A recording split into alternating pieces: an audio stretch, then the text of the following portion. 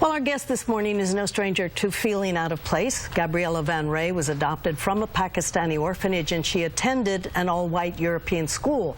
There she was in constant fear and the target of bullying. But she eventually learned to get over her fears, and now it's her mission to help people overcome bullying. And it's all captured in her book, All My Might, Losing Fear, Finding Self. Gabriella joins us this morning. Gabriella, thanks for joining us.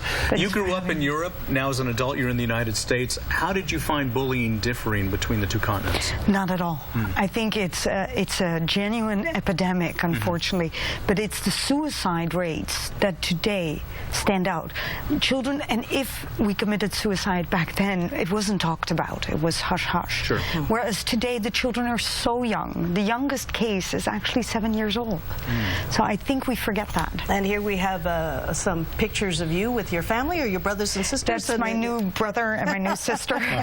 Tall, Dutch. Yes. Blonde. Yes. How a separation for you. What do you believe drives the bullying, and did it is driven the same way when you were young as it is today? Yes. I think the bully, and this is a new theory that I have. I obviously didn't have this as a child, but I think the bully and the victim are mirror images of each other. And that is interesting, because if we understand this better, and if a parent can understand that we're not there to vilify their son or their daughter just because he or she is a bully, that's already one. But they're the same. They have the same fears. They're unhappy. If for me it was my skin color and I was scared of my shadow, literally, then you can imagine that the bully is too. The bully is insecure as I was, but it doesn't show it. It has this, it's like the meaner they get, the more powerful. Right. And that power is felt by us, the victim. And so we think, wow, look at this person. Oh my God, he's so good, so strong. And I'm saying he, but I mean, honest, girls are really mean. Yes, girls have become worse, so that is really important for people to understand. And I think us, all of us, we need to help the bully. You've come up with a 3-point program. Yes. The first one is becoming an active witness in an effort to halt bullying. Tell us about that.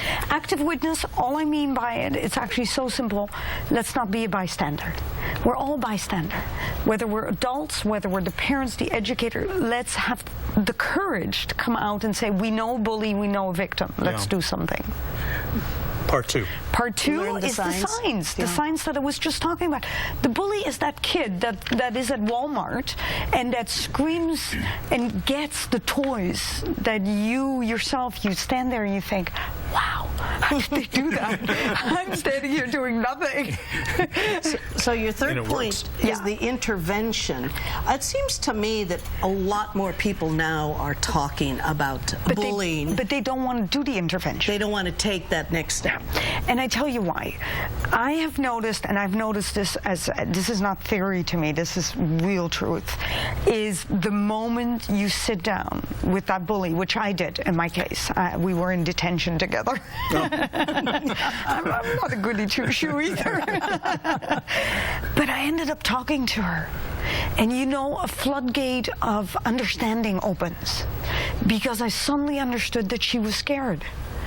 As scared as I was. And the understanding of being punished, both for different reasons, also gives camaraderie. I'm not saying she ever became my best friend, and I'm not suggesting this, but I'm just suggesting the understanding. If we understand each other, we're not fearful.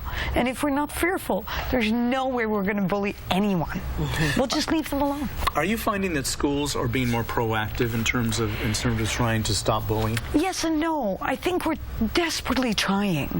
But we're forgetting that we're putting a lot of theory out at the kids. And I find, personally, that when I go to school, the masses that still come to me, I've gotten so good at it that I can pick them out before they even talk. Really? Yeah, it's body language, you notice.